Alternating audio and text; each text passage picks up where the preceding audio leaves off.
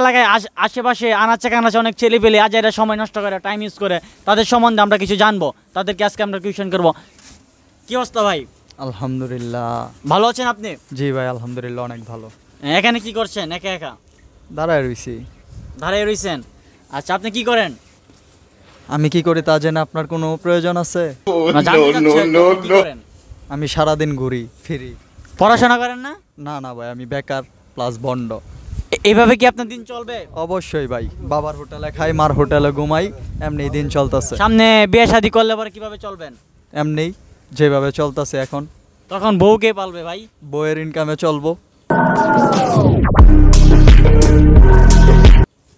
দর্শক, এক ভাইয়ের কথা শুনে বললাম সে বইয়ের ইনকামে চলবে, তার সামনের ভবিষ্যৎ, তার ওয়াইফ তাকে চালাবে, সেই চিন্তা ভাবনা করে সে সামনের দিন গণছে। তো যদি দেখা যায় যে বউ আপনাকে না ছেলে লাথি মেরে দিয়ে চলে যায়, তখন কি করবেন?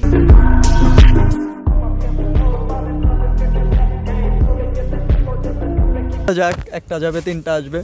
মানে তখন কি আবার বিয়ে করবেন আপনি? অবশ্যই।